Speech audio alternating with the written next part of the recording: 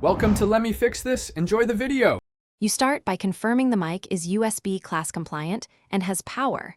This ensures Mac OS recognizes it without drivers. Plug the microphone into the Mac's USB port or use a certified adapter, then launch Logic Pro. Do not create a new project yet. Once Logic is open, go to Preferences Audio and set the input device to your USB mic and the sample rate to 44.1 or 48 kHz, so recordings remain compatible with common projects, and avoid. Now create a new audio track and select the microphone as the input. Typically choose input 1 unless your device maps differently. Arm the track for recording and enable input monitoring so you can hear yourself.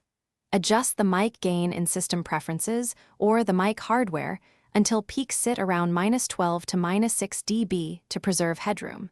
If you hear latency, switch Logic to low latency mode or reduce the I/O buffer to 128/256 samples to tighten monitoring. Record a short test take and listen closely for clipping, noise, or dropouts. Adjust gain or move the mic to fix issues. Once satisfied, save your project and confirm auto-save/backup interval so work isn't lost.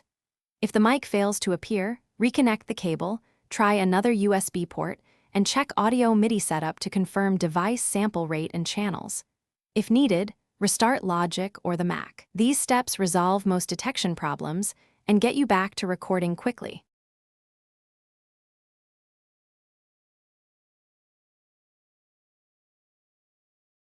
Thanks for watching. If you found this helpful, don't forget to like and subscribe.